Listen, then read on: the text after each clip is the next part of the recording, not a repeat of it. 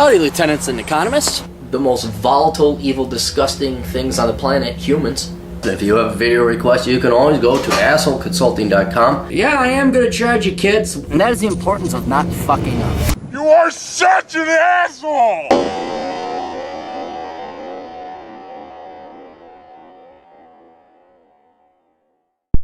Hey everybody, we got a video request from Zach in California writes. That's more of a radio station guy. Zach at ZWKZ Kazam! You should go into theater, Aaron. No, I shouldn't. Hey asshole, remember me, the poor bastard trapped in progressive San Francisco at 18? Just thought I'd follow up.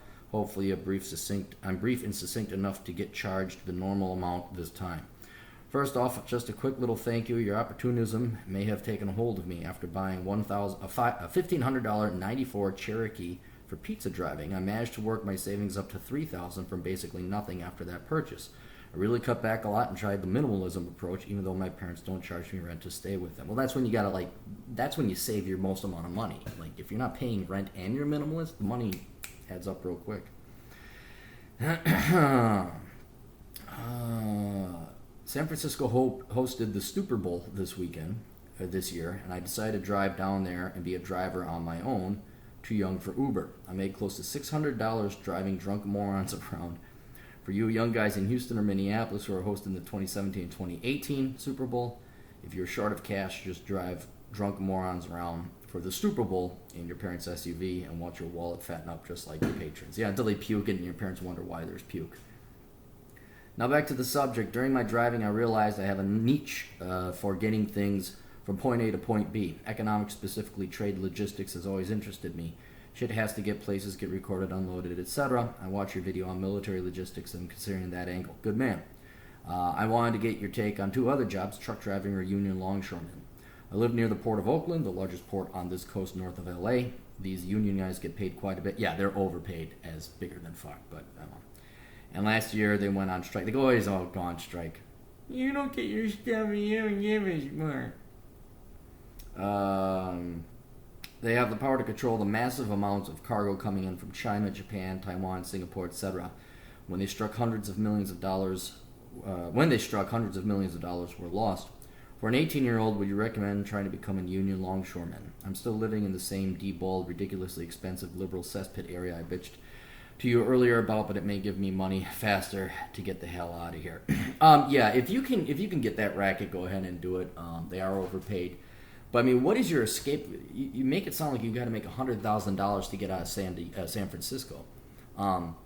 If your goal is to get out of San Francisco, I mean, go apply for jobs away, out of the state, out of California, and interview or try and get them, and then go move there. And since you're a minimalist already, you don't need that much money. So it seems like if I were to become a longshoreman, like you get into that racket and you're into the union, I would save up just a little bit more than escape velocity money. I would be saving up money to go buy a house in Vegas or North Dakota or wherever it is that you want to go. I'd be looking more like having $50,000 worth of money or $100,000 worth of money. It depends on what you make per year.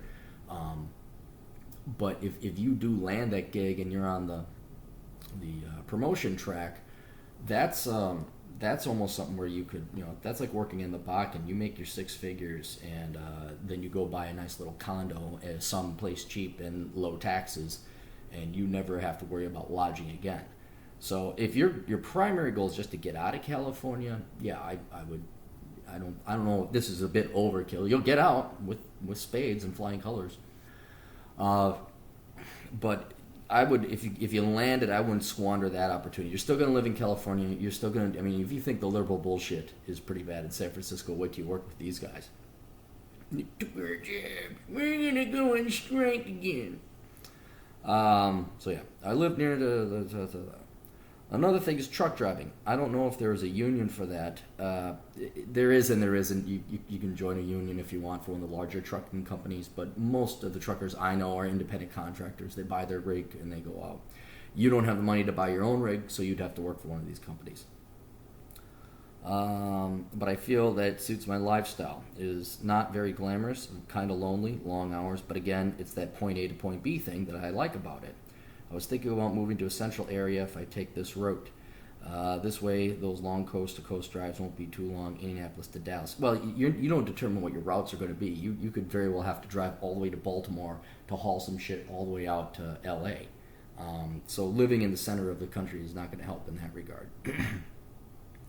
Where were we? This way, the long coast-to-coast drives won't be that long. There are low-tax states that have good standards of living. What's your take on truck drivers? And should I move somewhere more central?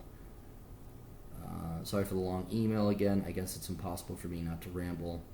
If anyone has more advice, it's greatly appreciated. Yeah, any of you truck drivers out there, go give the young man. I know a couple of you listen to the podcast. Certainly help this young man. Anyway, so here's the deal, Zach. Truck driving doesn't pay that well. You can get your CDL license and start driving, and the median, I looked it up, is like $39,000 a year. So a minimalist obviously can live off of it. Yes, you do get to drive around the country, but don't think it's not like real work. It's real work. There's a lot of training that goes into it. Then you gotta like maintain your rig, and if something goes off on the side of the road, you gotta do the emergency stuff. And yeah, you're right. It is long hours, which is good for a young man. But the pay isn't that great. I would, the first thing you said, you were thinking about going into the military.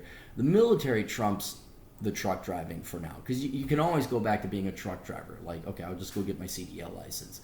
I would definitely do the military before I do truck driving. Kind of look at truck driving as maybe an after military retirement thing, maybe even part-time. The longshoreman thing, yeah, if you can get it, but realize you're going to be stuck there. And that's just, it's like I said before, it's a little bit of overkill just to escape California. But yeah, if you want to be there's nothing wrong with that. I would prioritize. I'd say military first. Try the longshoreman thing. If you get in there, don't squander that opportunity. Save up at least 6 figures, depending on what your income is. And then, yeah, if nothing else, you could do truck driving. And this is not to belittle the truck drivers out there. I'm just saying, like, that's something that I would probably do later on in life. Just because, yeah, okay, I'll give it a shot. I don't mind driving around the country. But the pay is not glamorous, and there's really, unless you start becoming your owner-operator or you start getting your own fleet of trucks, you're not going to make a ton of money, which is all right, which is fine if you're just looking for that lone road thing. But I would cast your line in a couple other ponds, see if you can't catch a bigger fish before you do that. That'd be the military and the longshoremen. So, anyway, best of luck, and don't worry, you will get out of California. If anything, just leave. Just go fucking come to Minnesota, live off of our welfare system. That's what all the fucking Somalis and the Chicago people do. So, anyway, best of luck to you. Toodles.